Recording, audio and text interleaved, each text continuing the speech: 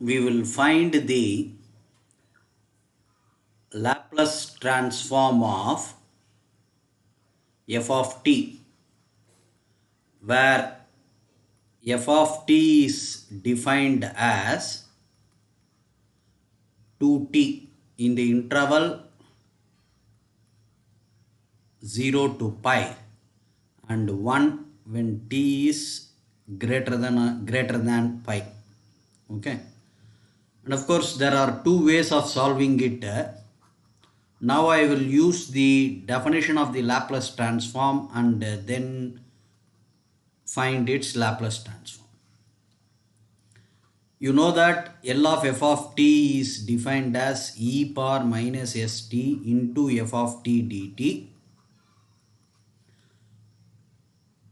This is f of t is given to be a piecewise continuous function. So in between 0 to 2 pi, you will have 2t into e power minus st dt plus in the interval pi to infinity it is 1 into e power minus st dt. Okay, and I can write this as twice integral 0 to pi t into d of e power minus st by minus s, and when I integrate this I will have e power minus st by minus s between the limits pi to infinity. Okay, so now what I will do is I will use integration by parts.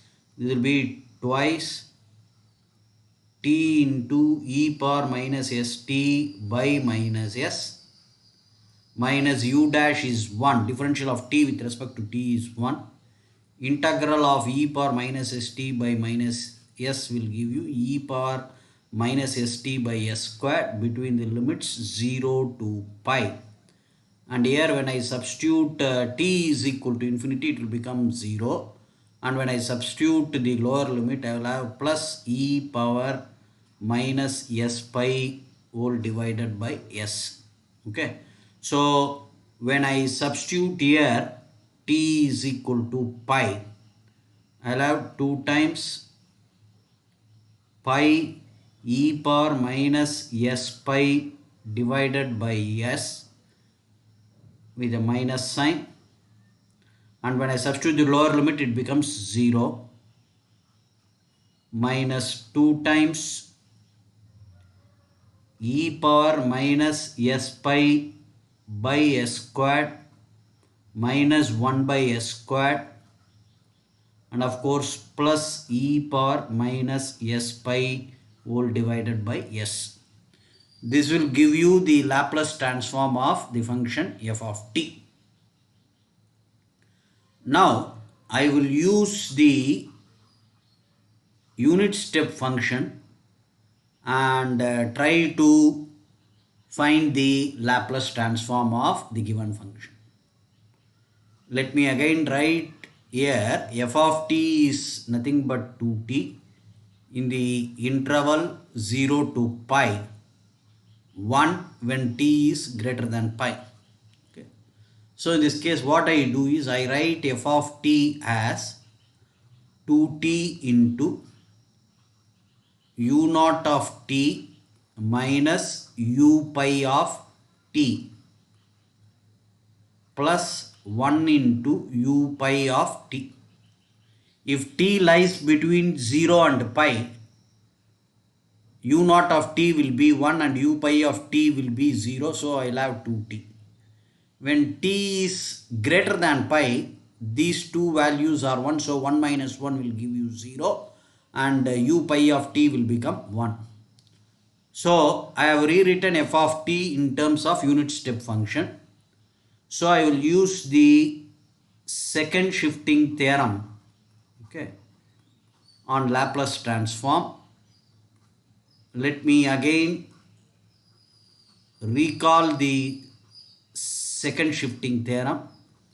You have Laplace transform of f of t minus a into ua of t is Laplace transform of f of t multiplied by e power minus as. So Laplace transform of f of t will be twice Laplace transform of t into u naught of t minus 2 times Laplace transform of t into u pi of t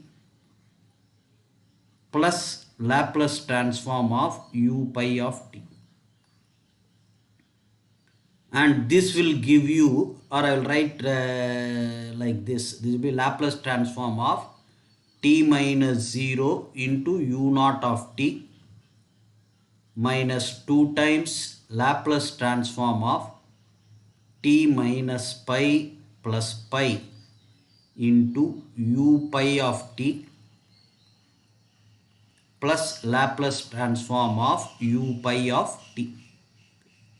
So this will be 2 times e power minus 0s into Laplace transform of t minus 2 times e power minus pi s into Laplace transform of t minus 2 pi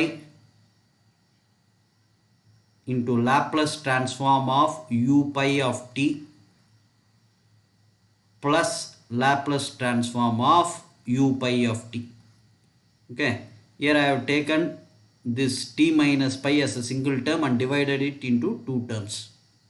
Okay, so this will give you 2 into 1 by s square, and this will give you minus 2 e power minus pi s into 1 by s square minus 2 pi into e power minus pi s by s. This will be Laplace transform of u pi of t, and this will give you e power minus pi s by s. So this is another way of finding out the Laplace transform. If you have a piecewise continuous function, you can express this piecewise continuous function in terms of unit step function,